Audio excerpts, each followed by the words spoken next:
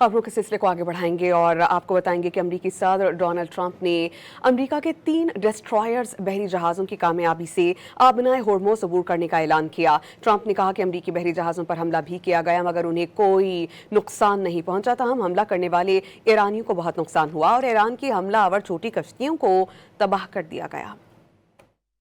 America के सदर Trump ने आबनाए हुर्मुज़ से 3 डिस्ट्रॉयर्स गुजरने का दावा कर दिया।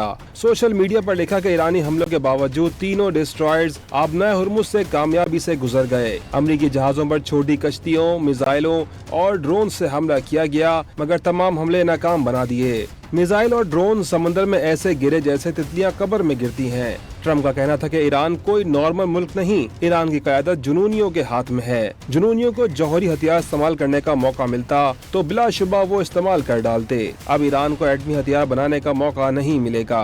बाद में मीडिया से गुफ्तगू में सदर ट्रंप का कहना था कि बहरी झड़प के बावजूद अमेरिका ईरान के साथ मुज़ाकरात कर रहा है। ईरान जल्द मुआहदे पर दस्तखत कर देगा। धमकी दी कि ईरान ने मुआहदे पर दस्तखत ना किए तो मजीद ताकत से जवाब देंगे।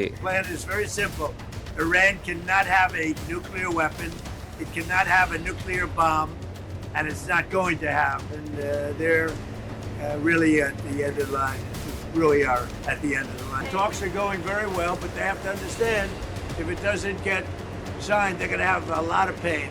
They're going to have a lot of pain. They want to sign it, I will tell you.